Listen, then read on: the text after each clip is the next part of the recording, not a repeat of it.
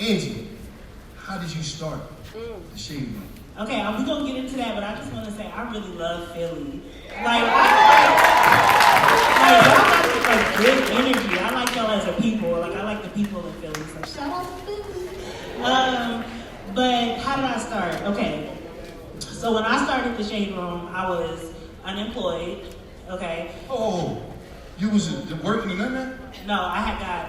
So my boss gave me an ultimatum at the time, and I was like writing scripts, and I went to one of my scripts made it to Sundance, so it was tax season, and he was like, hold on, let me. Thank you. The sister's up. Thank you. So basically, when I started the Shaderoom, I didn't have any money in my account at all. You ain't had no money in your account? No, I was broke. Listen. But you know what I did have? I had a free platform called Instagram. Damn, how did that? So what happened was, I was spending all my time at that time, because I was unemployed. So I was spending my time on the websites, like, you know, back then it was like Bossa, Media Takeout, all those websites, right? So one of my friends... It was out before you? Media Takeout was out before you? Yeah. I didn't know that shit. You didn't know that? I didn't know. I was in the joint. Oh. So one of my friends, she's in law school. She didn't like how I was spending my time. You know, so she was like, why don't you start your own website? And I was like, man, I don't have any money though. You know what I mean? Which, by the way, I heard him say Fiverr. I got another site for y'all. It's called themeforest.net, and you can get one for like $9, and it'll look... What's it called? Themeforest.net. Themeforest. THEME forest.net. And it's already built out. You just need to customize it, you know, on WordPress. For $9. They got some for $9, like $29. That's how I built my website. But so I started an Instagram page, right? And at the time, I was like, I'm gonna publish on Instagram before I build a website, since I don't have money to build a website. And I know a lot of people don't like to start because they feel like they don't have resources, but at the time, that was like a dumb idea to publish directly to Instagram. But I was like, as long as I built the community, I could always build backwards. You get what I'm saying? Yeah. And how did it start? Like, what was the first post? What was the first things you posted about? It was just you, right? It was just me. Okay. It was just me for a long time. So basically what I did was, I looked at the sites that were operating at that time. I don't know if y'all remember, but they would post all the articles in the morning. So in the morning you would go see like 10 articles, and there would be no articles for the rest of the day. And everybody would just be like waiting for the next day. So I was like, okay, what I'm gonna do is, I'm gonna kind of come in and take up the space that they're not taking. I'm gonna post all day, 24 hours. You get what I'm saying? So I was like, okay. And then the second thing was, I knew that people were starting to stop going to www. Like, if you ask yourself when the last time you actually went to www, you get most of your news from social media. So that was what was happening, right? So I was like, okay, well, people really want to see their news in their feed. They don't want to have to go outside of their feed, or, you know what I mean? They're on social media. So I began posting 24 hours and posting directly to social media so that people can see the news while they're scrolling, you know, on their friend's account. And that was disrupting the industry at that time, because it was merging the relationship between social media and news. You get what I'm saying? At that time, did I know it was a disruption? No. It was born out of my lack of resources. You get what I'm saying? And so sometimes we're like, I gotta have money, I gotta have this to start, but you don't know that just starting you could disrupt the whole industry just because that's just how it is. You know what I mean? Like, not even knowing, because you took a way that was easier that bigger companies don't see. You know what I'm saying? So that's what it was. Was it like, when you was posting all day, was it a time frame? Was it, space it out? Was it? It was no time frame. It was like whenever. Okay, so this is how it started, right? It took me 3 days to get 3,500 followers on Instagram. And I'm gonna tell you why. I utilized hashtags, and then I looked at who wasn't getting reported on. So you know all those Instagram influencers, at that time, they weren't getting reported on like Boss Up or Media Takeout. Those were it was like traditional stars. So I feel the need of entertainment that they didn't have. Like, I was going on Instagram and reporting on Instagram people. You get what I'm saying? Mm-hmm. And so people were like, yeah, I want to know what's happening with my favorite influencer, but I don't have nowhere to go, right? So I just came into that spot. And then I would use hashtags as marketing. I see a lot of people that do like 10, 20 hashtags. That's terrible, don't do that because that don't work. But use, like, go and look at the most popular hashtags and do a couple so it doesn't like change the user experience. But hashtags was how a lot of people found me, right? And so then what I did was, as I was getting followers, I paid super close attention to them. You know, I borrowed from like Nicki Minaj and the Barbs and Reed Navy at the time. I would look at people who weren't media companies, and I would borrow from their tactics, right? Because I would be like, okay, the people who have the strongest fan bases talk to their audience, right? So I would literally DM them. They would DM me and I would respond. I would talk to them. I would go on their pages. I would look at, I would see who they are and get to know them. And so they kind of felt like, oh, this is my site because I could just DM her directly and she'll respond. And to this day, if I pull up my DM right now, we respond to every DM. Still, thousands of DMs. I'm like, heart. My team knows to do that because you always want to keep that close relationship with your community. But also, you want to take their feedback, right? So I would say when we hit like 3,500, there was one of the roommates, I call them roommates, but she's actually the one that came up with that name. She was like, you need to name us. You know what I'm saying? And I said, that's actually very smart. A lot of people don't understand that when you give a name to your community, then they begin to feel empowered and they begin to feel like family. Because they're like, okay, we are this. So they were like, you need to name us. And I was like, okay, roommates. You know what I mean? So giving them a name empowered them to have ownership over our site, but also it helped to foster that community. Now, do you think, and we're going to go back to the beginning, do you think Instagram is still as powerful now? If somebody want to start now and they bring it out something that nobody really on, is it still powerful? It's not as easy to grow on Instagram, but I think you can utilize any platform, right? I think that you can utilize TikTok, any platform you can utilize, but I think the key to do it is to build a niche, right? You have to build a niche that is specific to you. You know what I mean? I don't agree with, like tomorrow I'm not going to get up and be like, let me start a skateboard community. Why?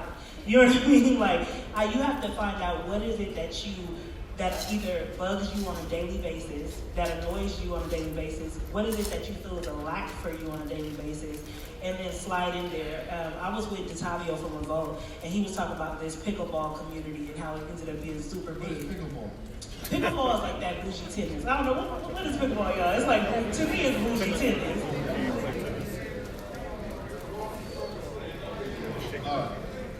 Yeah, or you'll see like the cosplay community where they be dressing like the anime characters or whatever. What I'm trying to say is that like there's a community for every interest and need. And so you need to kind of figure out what your niche is and what is native to you.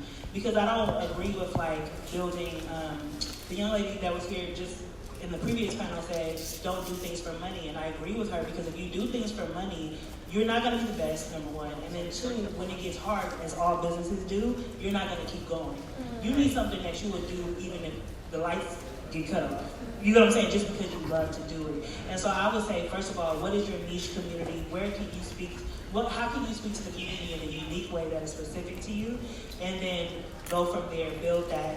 And then be a disruptor. I always say, you ain't got to do it first, you just got to do it best. You get what I'm saying? Like, was Netflix the first streaming platform? Was the iPod the first little? It wasn't. You know what I'm saying? You just gotta do it best, and I feel like that's the essence of disruption is being able to enter into an industry and then not being the same after you. You get what I'm saying? And being able to do it better than anything. How long did it take you, as you was building, to start monetizing the shit? It took me 8 months. I didn't monetize the Shaderoom until I had to because I was about to get evicted, right? And so I was like... So where was you at in 8 months? You went there doing the Shaderoom, about to get evicted. How many followers did you have on the Shaderoom? About 500,000 by that time. Damn, in 8 months? In 8 months. Because I literally loved... I was posting all day and night. 24. And you doing this off your phone or on the computer? Off my phone. Damn. So you... Damn, that's major. That's what I'm saying. You don't need much.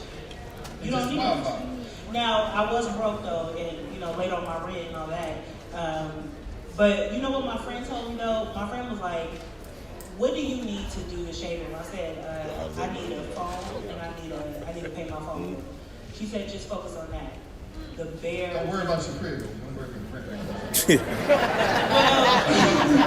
Well, the rent was late. Okay, there was times when the rent was late. But the reason why she told me to strip it down to the bare minimum is because when you think about all this extra stuff, then you get sidetracked and you don't want to go after your dream. But sometimes you gotta release all the fear first. You know what I'm saying? And for me, her stripping it down to even if I was in my car, if I had my phone and my internet, you know, my phone bill, I could do this. And then the fear kind of like goes away a little bit. And you focus on what's needed to get that dream. You know what I mean? And to push that dream. And so what happened was 8 months in, you know, my landlord was like, girl, you got like 3 days, you know what I mean? Or it's a wrap. It's a wrap in this place. And so I looked at the time influencers on Instagram. They would sell these like, you know, the influencers, they're like the waist trainer or whatever. And I was like, well, if they could do that and I have an audience, I can do that. You get what I'm saying? So for 8 months, I focused on building my audience. And then once you have an audience, there's no question about how you can make money. You can make money all kind of ways, right? Now you have an audience. People want to be in front of your audience. You know, I didn't know what to charge, so I just charged $75 per ad. You know what I mean? But it paid my rent that day. You know what I mean? And so how much you made? I think I made like $1,200. No, that day. I said not today.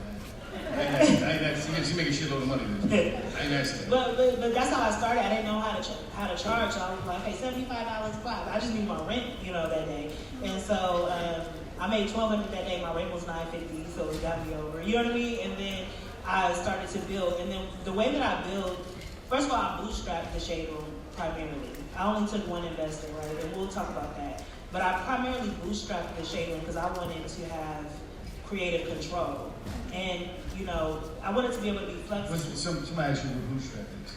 Bootstrap means you're the one funding your business. In the pocket. And there's a lot, would you say, like, how long did you bootstrap when Before we get a partner, 6 months.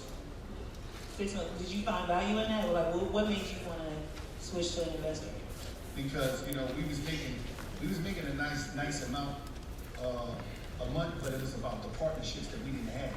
See, I'm big on relationships and partnerships. I love that because if I come here with you at the Shaderoom, now I got your Rolodex. Now they're like, Angie, what brands you got access to? Or I need them. Like, I'm ready to throw this event. Or I need to do this. I'm going to sponsor for it. Because relationships is worth more than money. A lot of times, you can partner up with somebody. My main thing was maintaining 100% ownership of my stuff, doing a licensing deal where I say, listen, we're going to partner up on money. If you can go out there, Angie, I'm going to let you, I don't need your Rolodex for myself, but everybody that you plug me in with, I'm going to give you 25% of that. So that is the way that I... But that's partnering without taking investment. Yeah. So that's partnering. I didn't take the investment. Yeah, that's what I'm saying. That's partnering. That. That's my philosophy. I feel you could build a company, being partners with people, and maintain your equity. I only feel like you give away equity when you have no other choice. Yeah. Because when you give away equity, you give away creative control a lot of times. Now you got people telling you, yo, you can't do this, you can't do that, and that messes up the whole authenticity of the brand. And I've also seen people lose their businesses that way. Yeah. Like to other people. You know what I'm saying? And so but maintaining that control, and then also the profit is yours. You know what I'm saying? Like, but yeah, so I bootstrapped my business. But the way that I built it was I focused on hiring in the areas that made money for the company. So the first place I went to was, and I bartered, right? So the first person I hired was a salesperson. And it was a guy that used to work at a bigger company. He was like, look, I'm trying to start my own business, right? So he's trying to, that's what we're talking about partnering. He was trying to start his own consulting business where he consulted other businesses. No, educate them on sales because I don't think they understand what you're saying when you say sales. Somebody who's going to negotiate ad deals for me. Because I was like, I can't do $75 a pop. So I found someone who wanted to start their own business where they help companies negotiate sales. But they came from a company, like they got agencies that's out here, there might be an ad agency where they already doing that, so they got a Rolodex of 50, 60 companies Pepsi, this, Nike, all types of stuff. But I wasn't on that high level yet. Yeah, it's cool. You know, I know what you're saying. I just started, so I wasn't getting them big ones. That's what I'm working with now. Mm-hmm. But I'm saying before then, it was people who would work with like the boutiques on Instagram, Yeah. the influencers on Instagram. You know what I'm saying? So then he came in and he, you know, we bartered. I said, I'm gonna help you build your company. I'll be your first client. You help me build my company. My revenue went up to like, I made $1,200 that day. Then he started making me $5,000 a week. You get what I'm saying? Then I would save that money, hire another salesperson, hire another content person. Every position I hired in the beginning had to ladder into money so that I can continue to build the company. You know what I mean? You got a question? No question, shit. Oh. You gotta keep rolling. Hold it. Now, she said something that I want y'all to pay attention to, a whole nother business. Say you're a person out here, brother, sister. You could be going to say, you know what, from New York to DC, I'm gonna just run around, connect with companies, I'm gonna build a Rolodex of companies that wanna be marketed.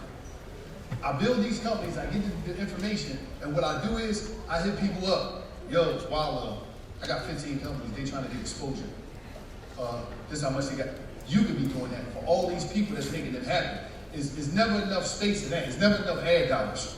You know what I mean? So you could be a person building up with micro companies, medium companies, and large companies. You can say, listen, I got access to the black community, the community.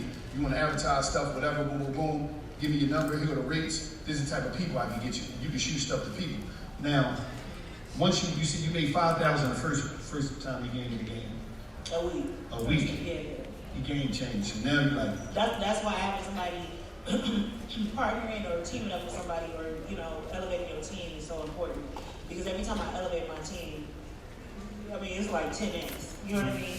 The growth that I have. so who was the next person you got?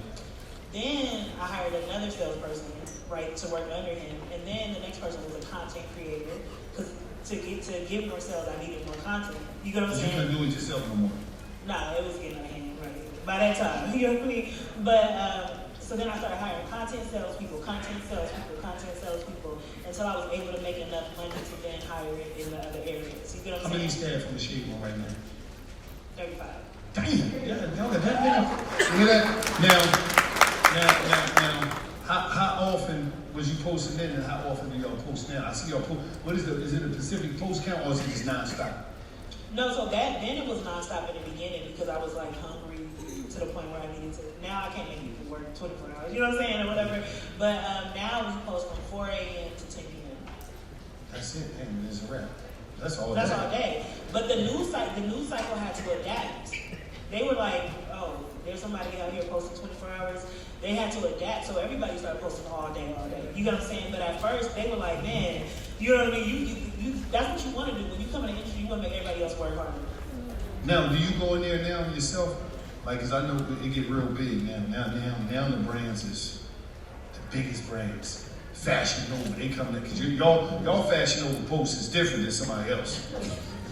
So I know you sit Well, down. now we getting like big brands, Toyota, McDonald's, Netflix, all the streaming companies come to us for anything that they think, for every movie, basically, you know what I mean? And so we get all of that, but we had to fight for that. Like, that was hard to get.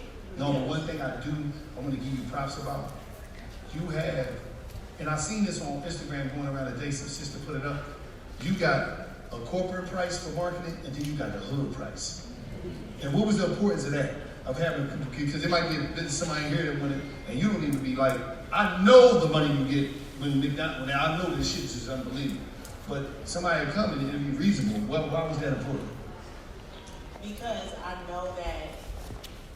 knew how much small businesses, especially small black businesses, could benefit from being on a platform. And I knew that, like, people like to go to black media companies to find black businesses to buy with. It's like a symbiotic relationship. You get what I'm saying? And so for me, I was like, I want to continue to maintain that level because I never want to get too big where I'm like, no, black businesses, we're not going to, you know what I mean? I know I was a black small black business, you know what I mean? And so I definitely want to continue to work with them and continue to provide that money for them. You know what I mean? So I'm going to always be able to, How do you keep y'all, because everybody has a mission statement and it's a brand identity. Do you ever think you're going to change that or is you going to keep it the same way? Like, yeah. No, I'm changing. You changing I think shit. that, like, I started when I was 23 years old. So once you start to realize the responsibility and power in media, and you get older, and you know what I mean, and you start to really realize, you start to, you know, you were talking earlier, it's like, it's not about money, right? And I know that's hard to say, because people are like, well, it's not about money. No, me and you be on the phone having conversations, like, once you get a certain amount, it's like, fuck, like, it ain't really like what it is. The responsibility kicking in your mind, ain't like, am I doing the right thing? Well, we be having deep conversations, because I told him, I said, you can get a big house and it can feel like a jail. Yep. Real talk. I didn't think that was possible, because when people used to say, oh, when you don't buy your happiness, I'm like, that's because you're rich. Like, you should have had no problem. Listen, that's the, Wallo, you know. Yeah, we talk, and it get. You could be, because you know what it is? It's sensational. You get a nice, you get that car that you've been dreaming about, and then in 2 months you're going to see somebody with a car better than you and drive right past you. And well, I want that one. And then, you know what I mean? You can be depressed, waking up depressed every day. It happened to me. I'm telling you the truth. Yeah. You can wake up every day depressed and the house that you got. That's why I say it's about something more. You got to really feel like you're doing something bigger, you know? And so I would never, I know that, you know, when you're in your situation, you're like, man, I need that money. But don't set yourself up for a trap of misery. Do something that you really love. You know what I mean? So you can have that fulfillment joy. You gonna Yeah, we talk about this shit. I already know. And it's like, this is deep, man, because I know people would say, rich motherfucking problems. Biggie said it, the more money, more problems. And I'm telling you, there's a lot of separation come when the fucking bread come. But like, as you saying, what is the new direction you think the shit is gonna go to? Like you know, we talked about it. We slowly been going into that new direction. You know what I mean? It's like, I used to always say, the Shaderoom is a mirror. So we mirror the culture. Whatever's happening, good, bad, ugly, we're gonna mirror that. And be having people mad sometimes.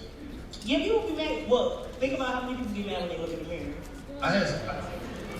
You didn't get you rich too. You know what's crazy? I had a conversation. I be having a conversation with a lot of like athletes and rappers, and they'd call me because I told a couple of people, my friends, like, damn man, why do you write that about me? I said, nigga, you nigga wasn't supposed to be in that hotel room. What the fuck is you doing? You got all type of, so it's like. But at some point, you gotta take responsibility. You gotta take responsibility. That's what I'm saying. Like for years, it was like I was cool with that, and then after a while, I'm like, well, why can't I influence the culture in a better way now? You get what I'm saying? Like it's like you, right? Like you have a podcast and you influence the culture in a more positive way. And so as I got older, I was like, well, I don't have to just be a reflection. Why can't I help the problem? You get what I'm saying? You know what I'm saying? Yeah. Now, you know, a lot of times in our culture. We focus on just, we don't highlight. And it was important. It was important for some boss women to be in this panel today. To hear it, because I always want to amplify the sisters, let them know love. Because so many people, I'm glad you shared your story. A lot of women feel defeated because when they look on social media, they see this illusion of this girl that's a bossed up chick that's going from this trip to that trip, this bag, that bag. They never showed you no business done. And it intimidated a lot of our sisters to believe, I ain't doing enough. No, Keisha, you sold 5 sweatsuits this week. You did more than her. She's selling something else. And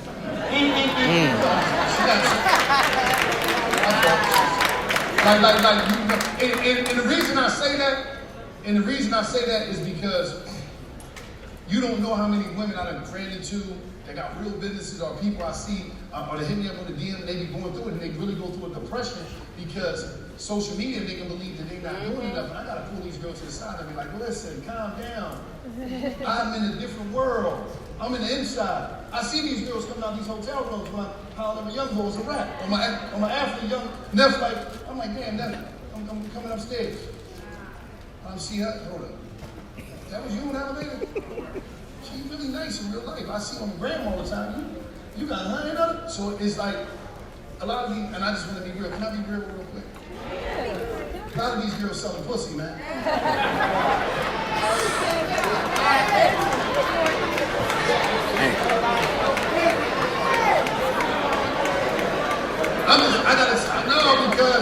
Because too many good sisters, hold up, too many good sisters, and too many good sisters is, I'm not judging you. I'm not judging you. I'm just saying. Too many good sisters is being intimidated and feeling dope. Listen, sister, you got a real business. Don't worry about that bag you ain't got, that trip you ain't got.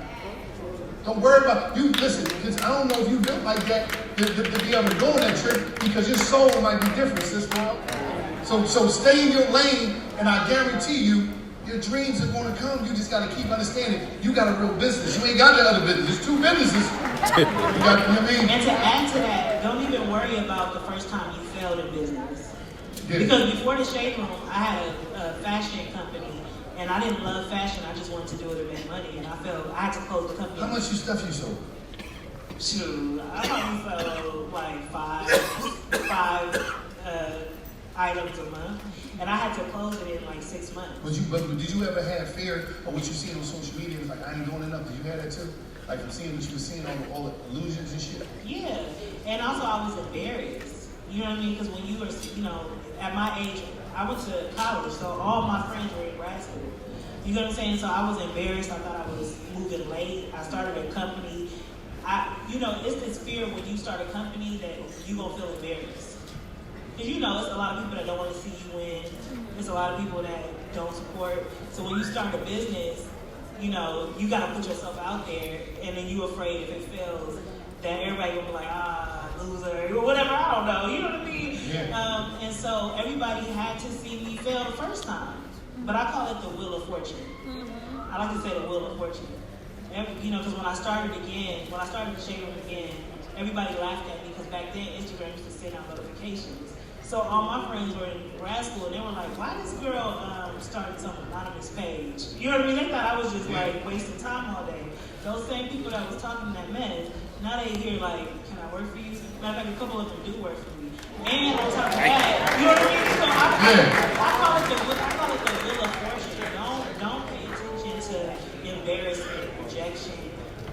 Fail as many times as you got to. Most people who are successful fail a lot. You know what I mean? It's the people that are never successful that don't fail because they don't try. So you can't get no. They be scared. Yeah. Now, what is the space? Because there's a lot of people here. They got beauty, they got all type of stuff, and they're smart within the field of whatever they own.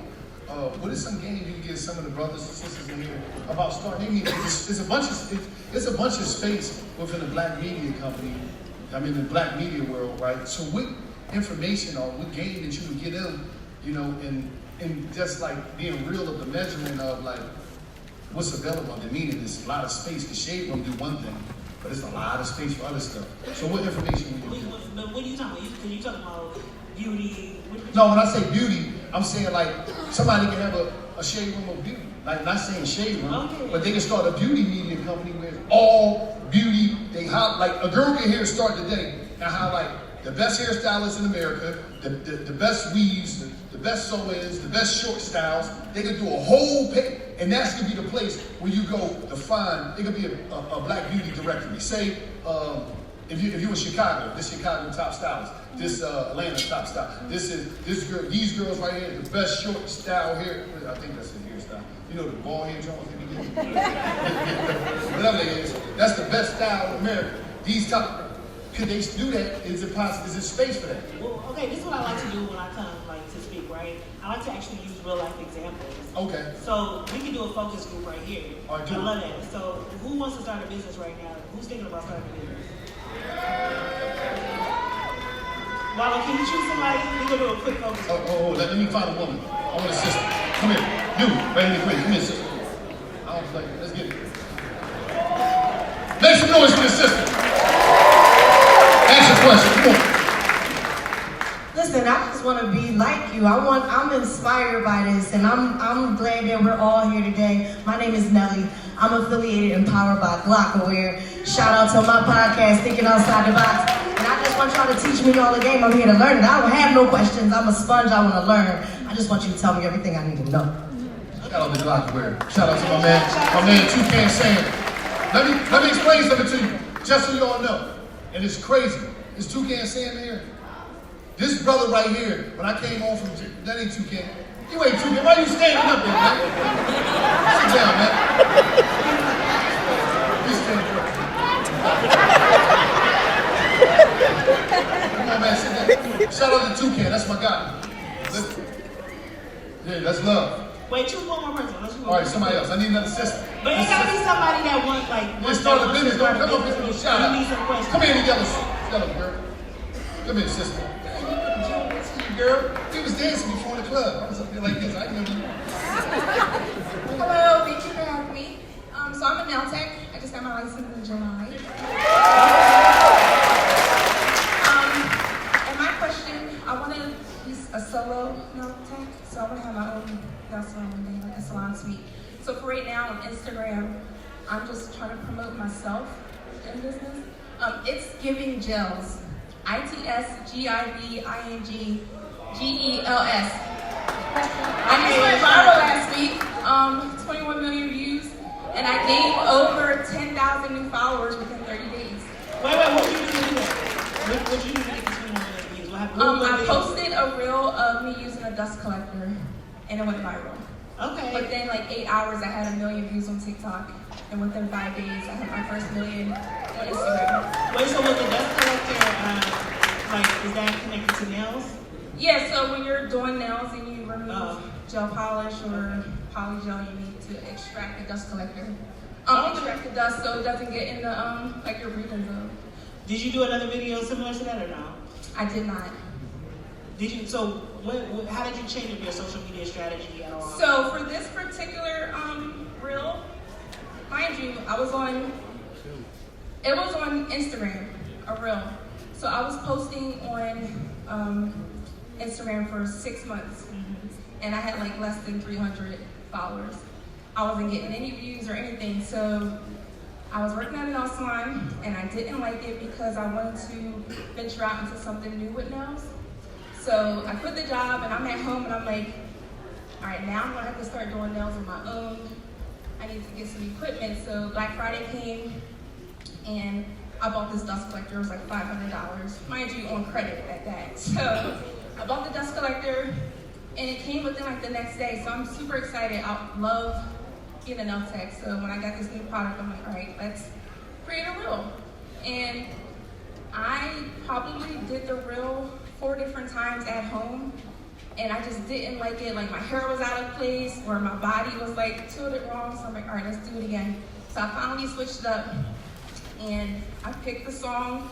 Mind you, it wasn't a trending audio. It had like 400 reels on this audio. So I was like, that's what I want to do. I want to do something that's not trending. And I went faceless. I didn't put my face in it. So I didn't make it about me like at all. It was only about the dust collector. And I posted it, and it just blew up. Like, okay, so I'm gonna ask you like just 3 quick questions. One, do you who were watching your video? Was it people who wanted to be? So at the time, I don't think I was reaching my audience before. I think I was just posting. It was me like going around the nail salon and just doing random stuff and like posting random designs that I was doing. But this time, because of how the dust collector was, it sucked it up, and most dust collectors suck down, so it was very intriguing, and it was up close. You could see y'all bad. Well, I mean, I can tell you what you did. I can tell you what you did instantly. I can tell you what you did instantly. First of all, you stepped outside of the box, and you created content that most nail techs don't create. The second thing is you were super relatable. A lot of people felt related. They probably related to how excited you were for this new product. Oh, yeah, I'm super excited. Yeah, the third thing is they probably didn't even know about the product that existed, right? I'm sure you got comments like that. You get what I'm saying? And so you can look at that, and then that's the sauce. Do it again, but don't do it the same way. But take what you've learned from that. Like, oh, they like relatable content. They like being introduced to something new. They like, you get what I'm saying? And just continue on doing that, you know? Make some noise for that sister. We gotta keep the show rolling, and Ange, before we get out of here, I need you to get him some game, some calls to action. What do you gotta do?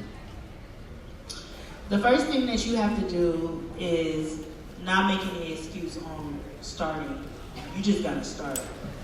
Your blessing could be in how you started. I'm just saying. So if you want to do a podcast, start it with your phone. Am I lying?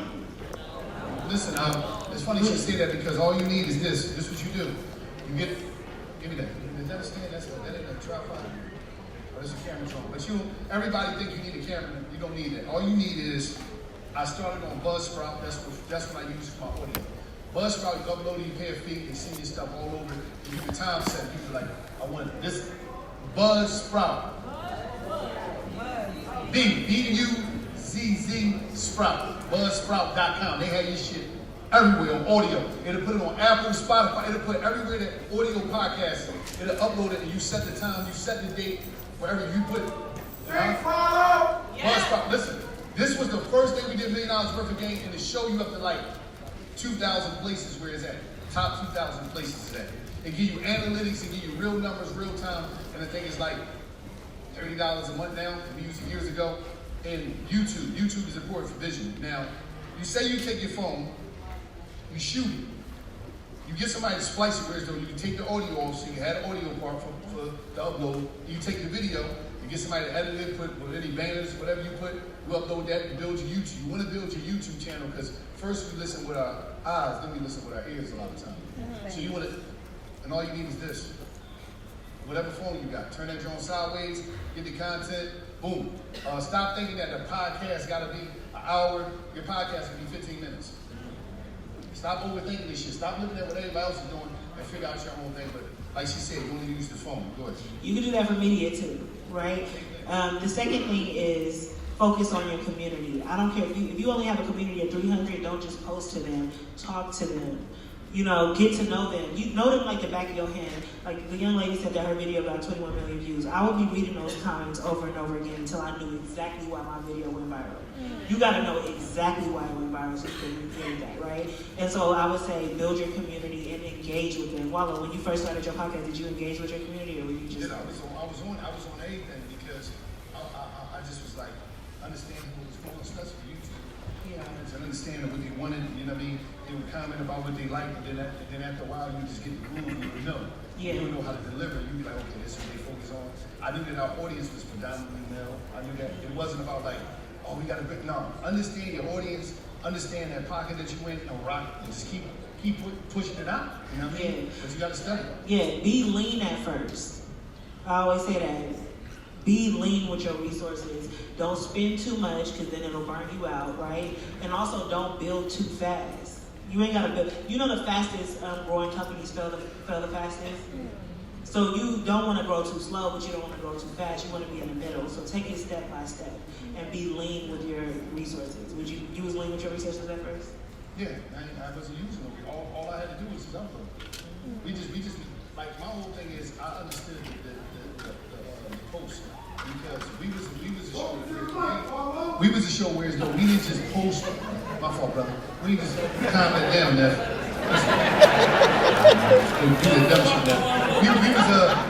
We was on. What we did that was different. You know how some people that have a podcast, they're only post on their podcast. No, Gil posts on his page, I'm posting on my page. We posting all over the place. So all them clips, like we was one of the first people that really was ripping clips up. When we came in the game, a lot of people wasn't doing clips because, you know, and then now they got the AI stuff you can use, but like when we do an episode, we had like 30 clips cut. Because some people, when we realize they're just not going to watch the interview. They want that clip, Shaderoom might take the clip, this might take the clip, so many different platforms will snatch that clip when it's so good. And when your show is good, they're going to go on YouTube and cut their own clips. That's what I'm saying. The best marketing is content. Yeah. I've never spent $1 on marketing because it markets itself.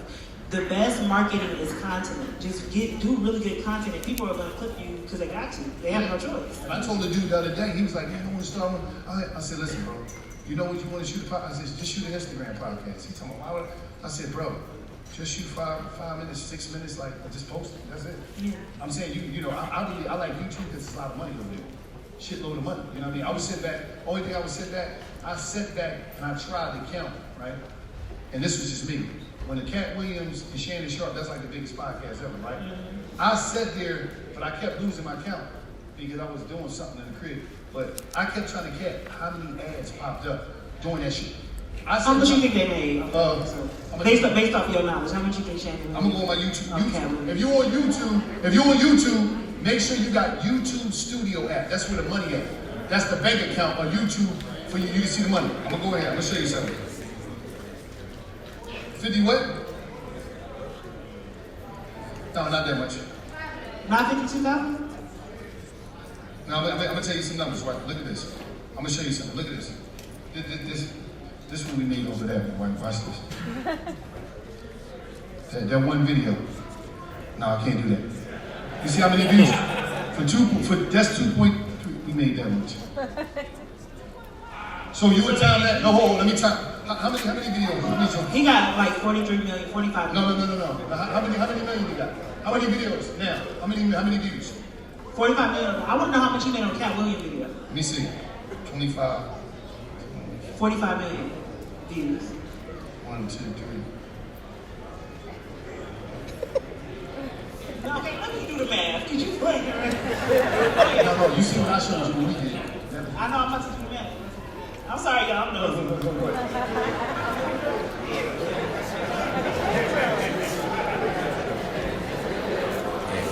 So you put plus. You want the time. No, I'm sure I'm dividing. How much?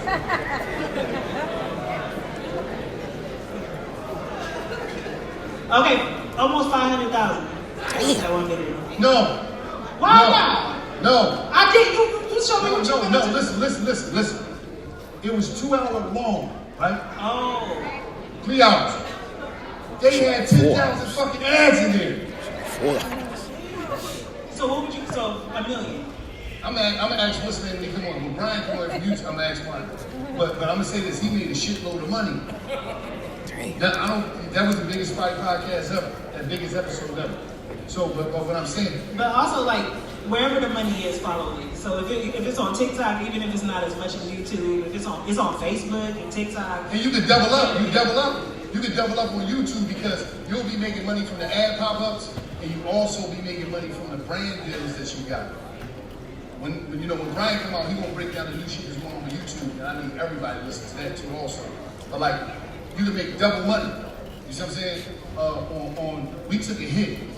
If you remember $1 million worth of game at the beginning, we had a thing that's called Song of the Week. And we kept getting penalized, but we thought it was more important because it was other people's songs, like it might be an artist in the audience. We'd throw their song on there, come out to that, but we was getting hit because their song might be already in the system or dislocate or whatever, so they was getting paid off. But we was like, fuck it, it don't matter. Get them some bread. You know what I mean? But we still got partial payment, but it was a way to give artists money too, but you gotta really watch the music you put in your videos, because they can snatch your monetization too. You know what I mean? And why don't you go to like independent artists and negotiate ad deals with them? They be really wanting to get their music out, so you can go to the rappers and be like, look, spot me like 200. You know what I mean? You know, whatever. You know what I'm saying? Like what are you wearing in the video? You all that stuff. You can do all that stuff. Now listen, I appreciate you, Angie. We gotta. Shout out my nigga Ace, man, one of the lifelines of this culture, man. As a battle rapper, we look forward to these reviews, gangster. What up, though? It's Calico, Landslide, fucking with Dedication TV. Subscribe to the network. Woosah. Don't forget the extra A, man. Shout out to the Brody, man. Shout out to Dedication TV. Shout out my nigga Ace, man. Me being from New Orleans, I'm a super Lil Wayne fan. So I could appreciate anything dealing with the dedication.